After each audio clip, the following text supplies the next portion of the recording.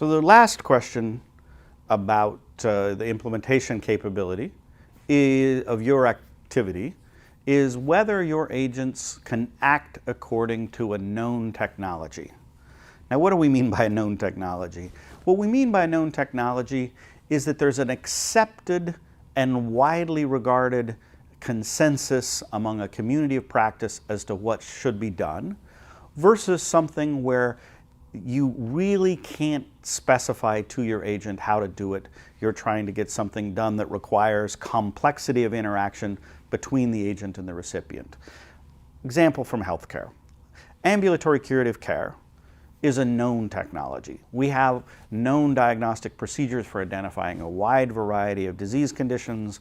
Fortunately, we have specified and known treatments for a wide variety of conditions. There's the body of medical practice around which there are obviously disagreements at the margins, but there's a huge body of accepted medical practice.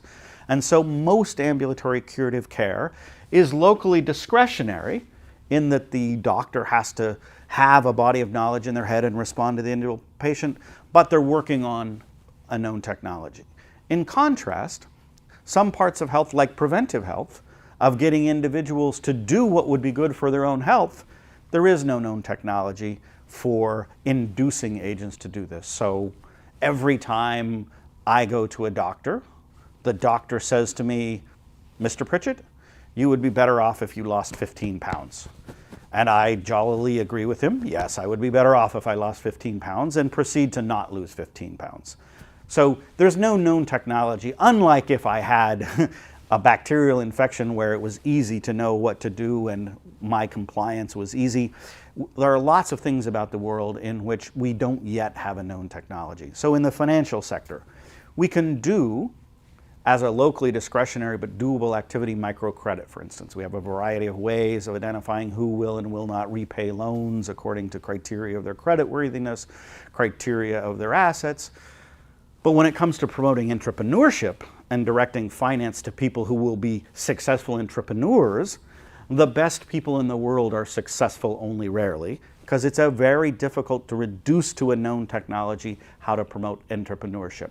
So this makes the implementation capability of your organization even more intense than being locally discretionary with a known technology, because you need your agents to essentially improvise on the fly and do a good job in ways that you can't in advance specify to them either as a script or as a body of knowledge of a community of practice. So the last question to ask about yourself is, are you dealing with a known technology, or do you need your agents to innovate on the fly?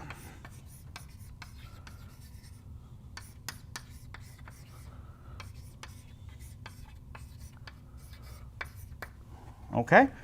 Now that you've answered these 4 questions about your activities, we can move to the next stage at putting together a typology of what kind of, depending on how you've answered these questions, what kinds of activities we therefore have, and depending on the kind of activity, everything about how we think about creating the capability depends on the analytical typology of the type of implementation capability you need.